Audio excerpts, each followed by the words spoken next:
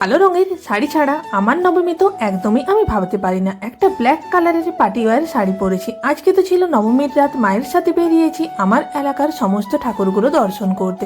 প্রথমেই তো চলে এলাম একটা প্যান্ডেলে, সেখানেও প্রতিমা দর্শন করেই চলে এসেছি আমাদের এখানকার বনেদি বাড়ির পুজোগুলোকে দেখতে। আর এটাই রয়েছে আমাদের এখানকার ফার্স্ট বনেদি বাড়ি, যেখানে কিন্তু শুধুমাত্র দুর্গা নয়, শিব দুর্গা হয়।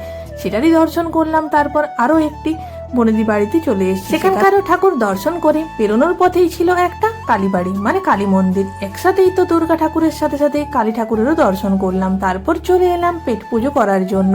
বাঙালিদের যেহেতু পুজো মানেই তো শুধু নিরামিষ, তাই নবমীর দিনটাই তো একমাত্র পেট পুজোটা জমিয়ে করা হয়।